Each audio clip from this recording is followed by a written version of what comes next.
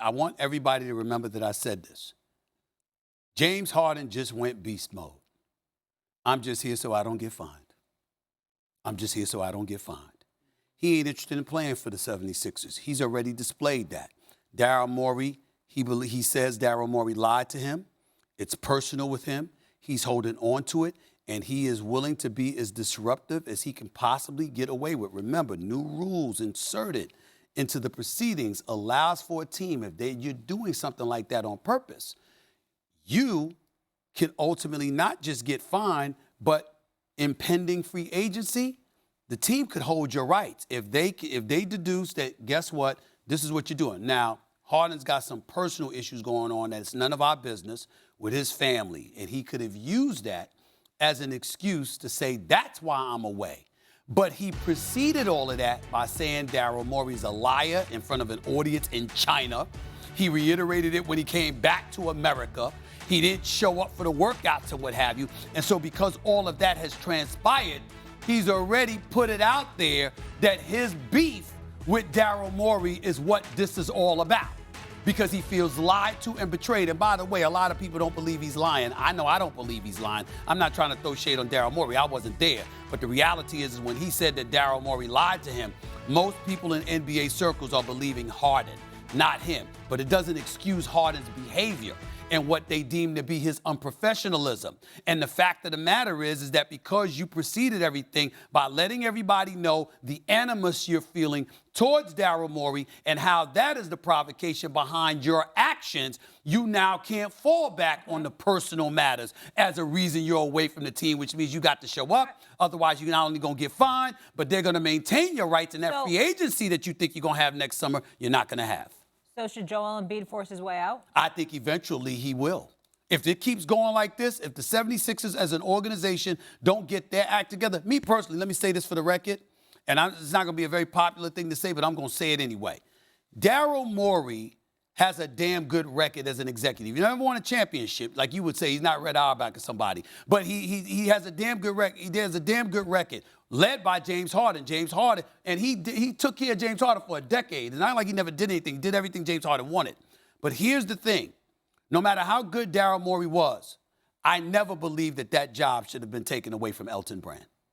Elton Brand, I think if Elton Brand had been left in power, I think that he's still there, but his authority was usurped by the arrival of Daryl Morey. I think if Elton Brand is in there, I don't think you have a Ben Simmons and Joel Embiid problem that couldn't be resolved. And I don't think that you have a James Harden problem that couldn't be resolved. I think it's a mistake, and the Philadelphia 76ers as an organization, as far as I'm concerned, is disintegrating before our very eyes. And if you're Joel Embiid, despite the fact that you got 4 years left on your deal, you've given them a lot. You're getting tired of this. You're getting tired of this nonsense. Something's got to give. Well, number one, why would anybody hitch their wagon to James Harden? Really? James Harden? A poison pill? I wouldn't go near the guy.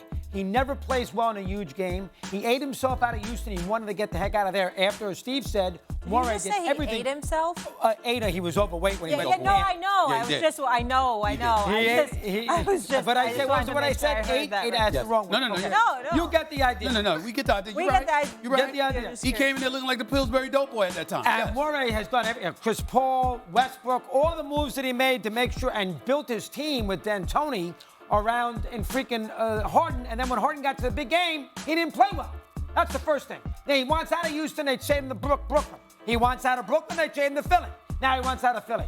When is enough enough? When is enough enough? And I totally disagree with Stevie about Embiid. It's not about the organization, it's about the city. And that is as we've seen with Harper, we've seen with the Eagle players, that is a great city when they fall in love with their sports star. It's a great city. And they love Embiid. Right. So Embiid doesn't owe it to the organization to stick around. He owes it to the city of Philadelphia to stick around. And if Embiid is smart, he wouldn't go all the way around this merry-go-round that Durant does. He's in Oklahoma City, then he goes to Golden State, then he goes to the Nets, then he's in Phoenix. All this quest to win championships, and then when he goes to Brooklyn or goes to Oklahoma City, he gets booed out of the building. They can't stand him. So why would you want that to happen if you're Embiid? Stay in Philly, be there for 15 years, and eventually you're going to win a championship. And then you are going to be a god in Philly along the likes of Irving, along the likes of Wilt. That's pretty nice company, so he should stay put. Whoa. Whoa. I gave you a lot. You did. Philly's a great city. It's I have fantastic. a hard time Fantastic. separating organization from, or I don't have a hard time separating organization from city in this case. Yes. You're right. When you talk about the fan base, they've been through the process. They're with Joel Embiid. However, we've also seen through his career, health, there's a finite window. Opportunity, there's a finite window. I'm with Stephen A. If this Harden situation is going to hamstring the organization in terms of not being able to do a deal that they deem as worthy, not setting the process back, if I may use that moniker, Joel Embiid is trying to win a title, right? And so he can love Philly in the same way we know that Dame loves Portland. But this goes down to business and his opportunities to win. And you just cannot take for granted. We all know that while the teams that win are very talented, coached well, there's also a little bit of luck involved in winning. And so I just don't think that he can take it for granted that this thing is going to get resolved. I wouldn't be doing anything right this moment. Right. But he is in that tier of guy that can Right. force his way out. And if it comes to that, I get it. Listen, I respect old school big time, and you are old school, doggy, and I respect the hell out of that. But what I think you're missing is how you can't have that attitude as a player because the organization tries to use the fan base to justify either their ineptitude or their sinister behavior from time to time, dare I say. They don't do what they're supposed to do. And if you're Daryl Morey, listen, when I see Daryl Morey, I talk to him. I like him genuinely, to be honest with you, and the whole bit. But it's undeniable that there are people who say, listen, Carmelo Anthony, Russell Westbrook, James Harden, and others. He says one thing, he's done another. And that is something that is hard to let go of.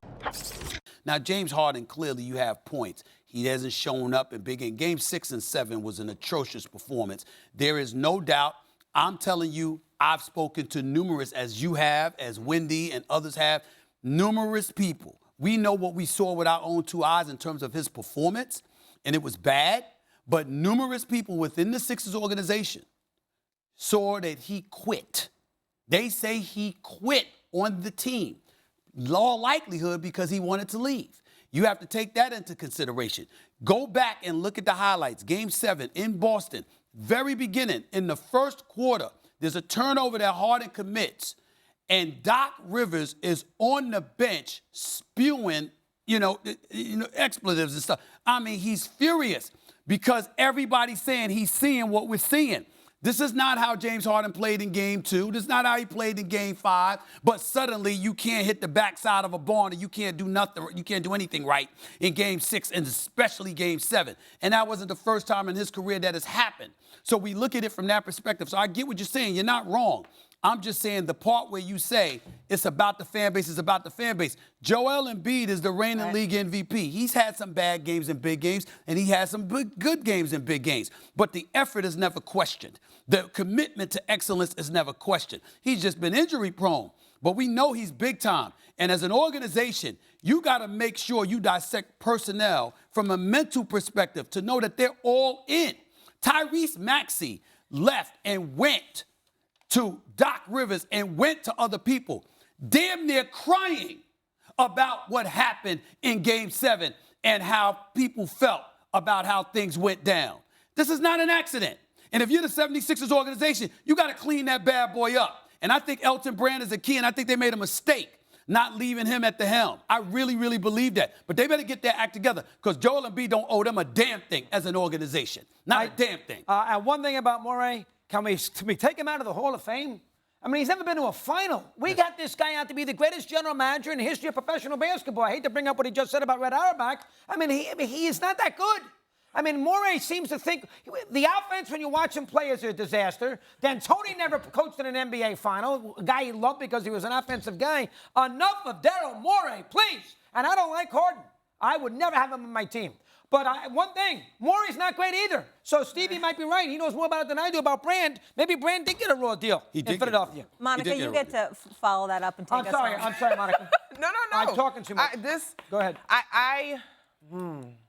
At some point, I do think you got to be honest about the productivity of the stars you're getting. And I get it. We've got guys that have been multi-time all-stars. They scoring champs, this, that, and the other.